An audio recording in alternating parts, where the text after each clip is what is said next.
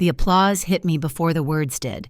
My mother lifted a stack of documents under the wedding lights and said almost proudly, "We're giving them our home."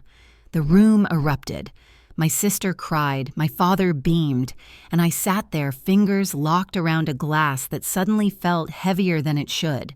No one looked at me. No one remembered who had kept that house alive for 5 years. I told myself to breathe, to smile, to stay still. But the moment my mother lowered those papers, something shifted, quiet, sharp. And it wouldn't stay quiet for long. I used to think helping my parents was just something adult children did. No spotlight, no praise, just duty folded neatly into the rhythm of everyday life. 5 years ago, when my father's hours were cut, and my mother's joints stiffened so badly she could barely grip a steering wheel, the mortgage became a weight they could no longer lift. I didn't hesitate. I opened my laptop, logged into my bank, and set up a recurring transfer. The first month felt heavy. The second felt necessary. By the 6th, it had slipped into the background like the hum of the refrigerator, constant, unnoticed, always there. Every 30 days at almost the same time, my phone buzzed with a short notification payment processed. No thank you calls, no discussion. Sometimes my mother mentioned how lucky they were that things hadn't fallen apart yet, and I nodded, not reminding her that the luck had a name and a routing number attached to it. Long before I started paying bills, the pattern had already been set. When I graduated college, my parents handed me a card at breakfast. A thin envelope, inside a folded bill, $50. My mother said they were proud of me. My father squeezed my shoulder. I didn't expect more. I'd learned to expect little, to make peace with being the steady one.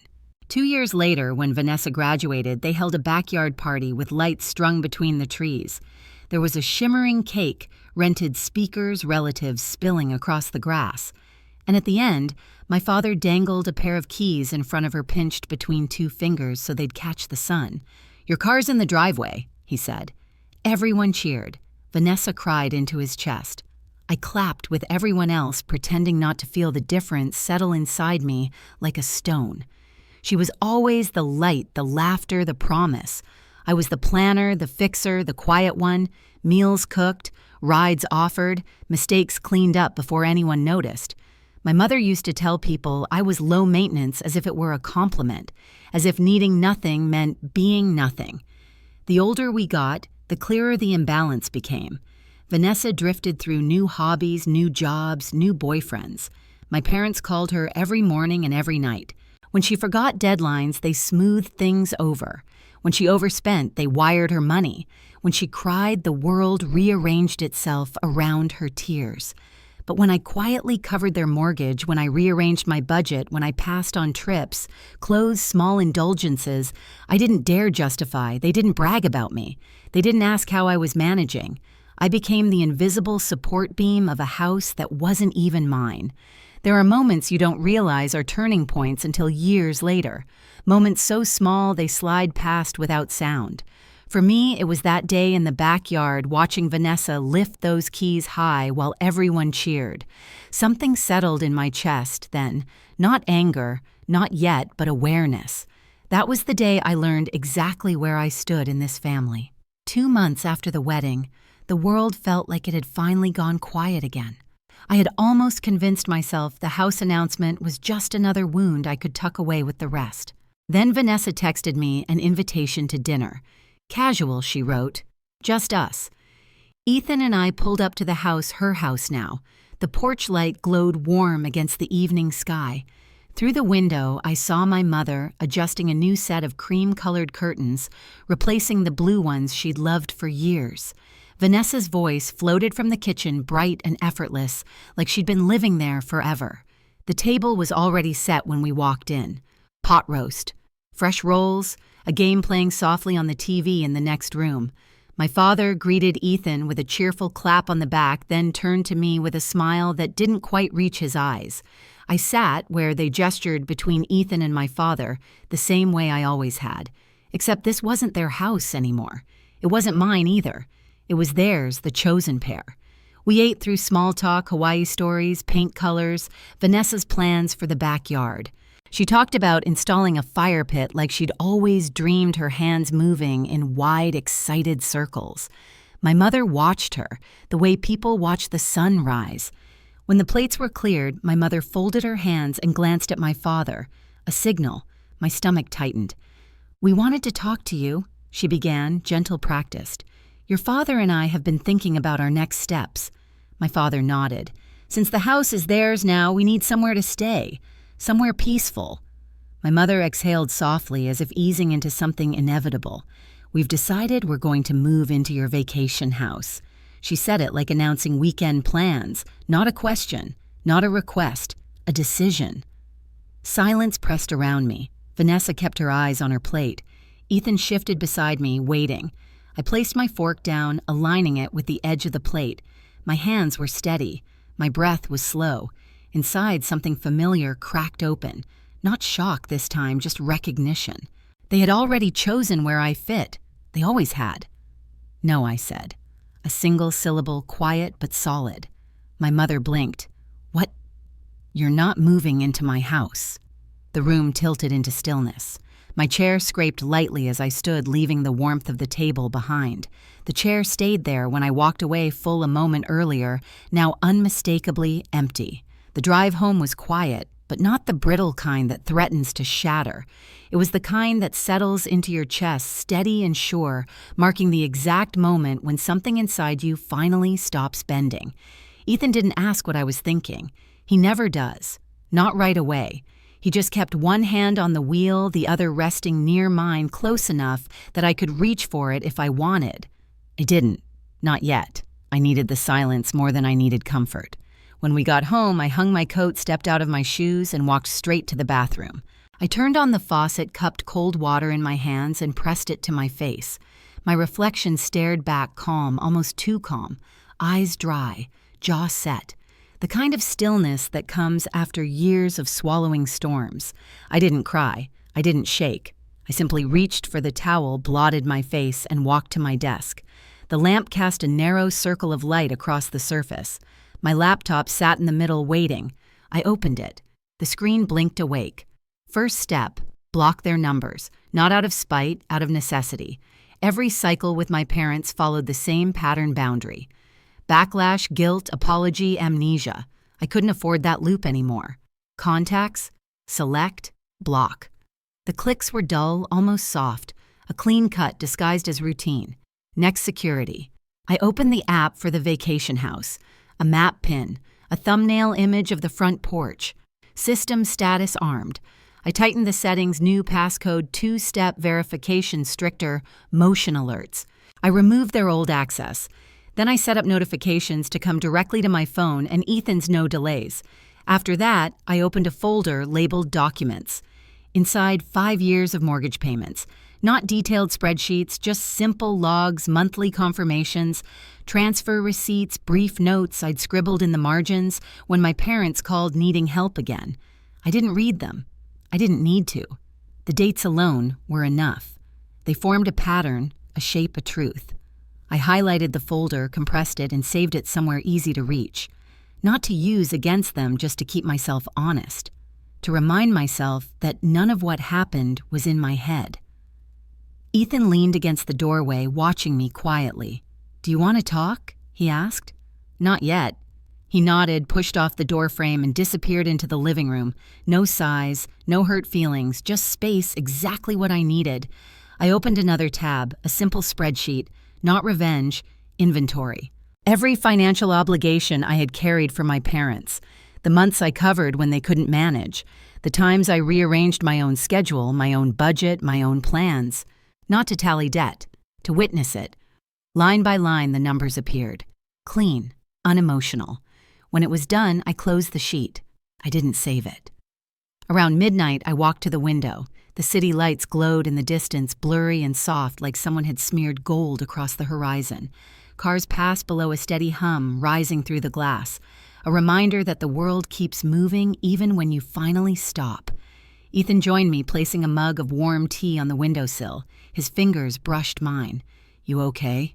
he murmured. "I think so." We stood there for a long time, not speaking, just breathing in the same slow rhythm. For the first time in weeks, maybe months, I felt anchored. The next morning, I woke up with a clear head. I showered, tied my hair back, and dressed for work. My movements were deliberate, each one marking the shift happening quietly beneath my ribs. On the way out, I paused at the drawer near the door. I opened it slowly. Inside a ring of keys lay still the spare for my apartment, my office, and near the center, the vacation house. I picked up the vacation house key. Cold metal, sharp edges, a simple piece of shaped steel, but it carried 5 years of responsibility, silence, and erased effort. I closed my hand around it, holding it until the imprint pressed into my palm. Then I placed it back in the drawer gently, almost ceremonially.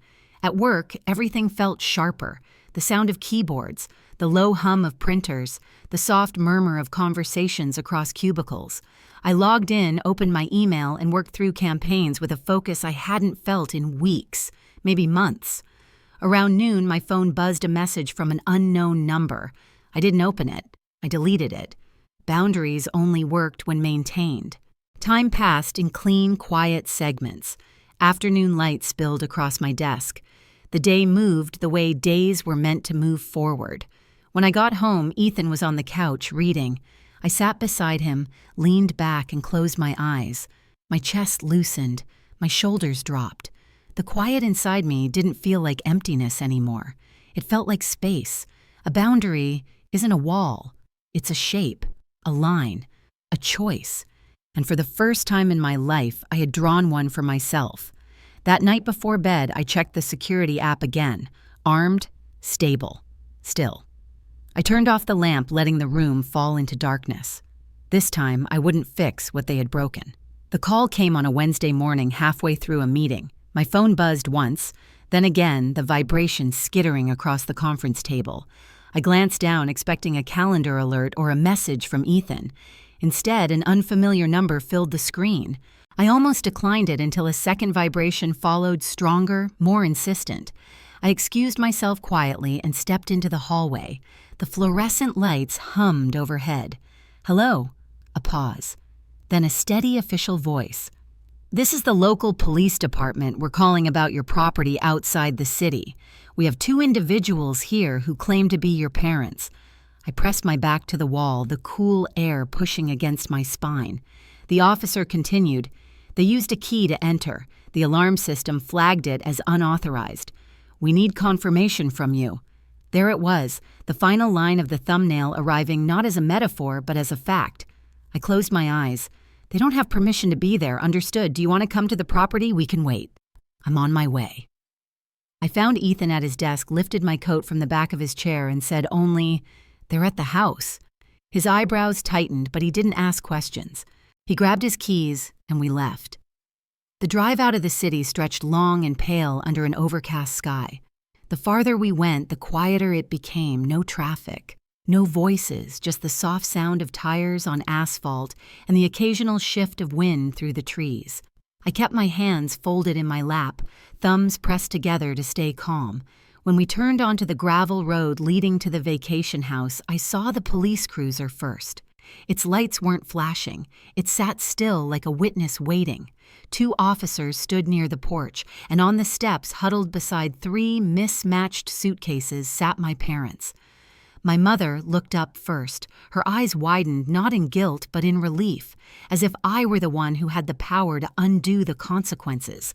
"Thank God," she said, rising quickly. "Tell them it's fine. Tell them we're allowed to be here." The officer stepped forward. "Ma'am, are these your parents?" "Yes." "And they do not have permission to stay on the property?" "No," I said, my voice steady. "They do not." My mother's face crumpled. "Isabella, don't do this. We had nowhere else to go."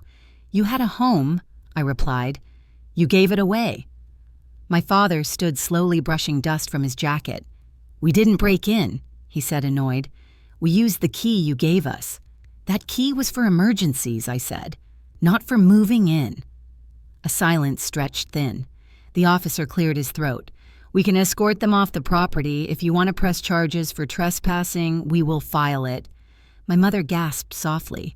"You wouldn't." For a moment, the world slowed, the trees stilling in the wind, the gravel settling beneath our feet, the cold air tightening between us. I could hear my own breath. I looked at her, really looked, at the disappointment she wore like armor, at the expectation that I would bend the way I always had, at the certainty that I would fold because I was the responsible one. But I wasn't bending anymore. "I'm not pressing charges," I said quietly, "but they cannot stay here." Relief flickered across her face too quickly. The officer spoke again. "We'll take them to the station for a few hours. They can arrange transportation from there." My mother turned on me, then not with gratitude but with fury. "You're unbelievable. After everything we've done for you," Ethan stepped slightly in front of me, not as a shield, but as a reminder I wasn't alone. The officers guided my parents toward the cruiser. The suitcases remained on the porch like abandoned thoughts. A locksmith's van rolled up soon after. He nodded politely, replaced the locks, handed me the new keys. Metal cool, solid. I pocketed them. When the cruiser pulled away, dust lifted from the ground, drifting into the late afternoon light. The house behind me was quiet, untouched, exactly as I had left it. I locked the door myself before leaving. The click echoed cleanly.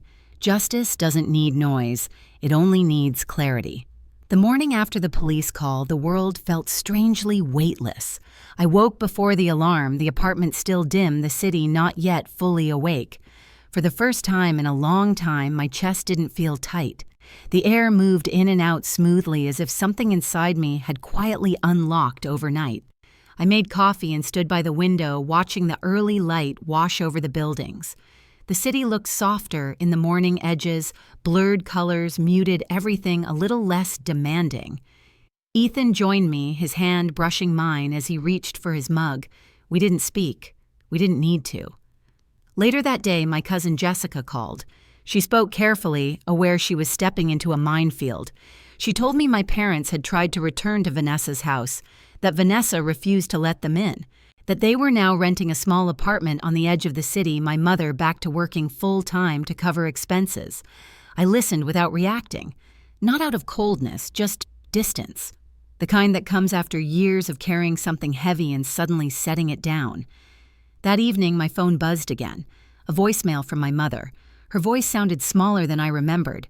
She said they'd made mistakes, that they wanted to talk, that they hoped I could forgive them someday.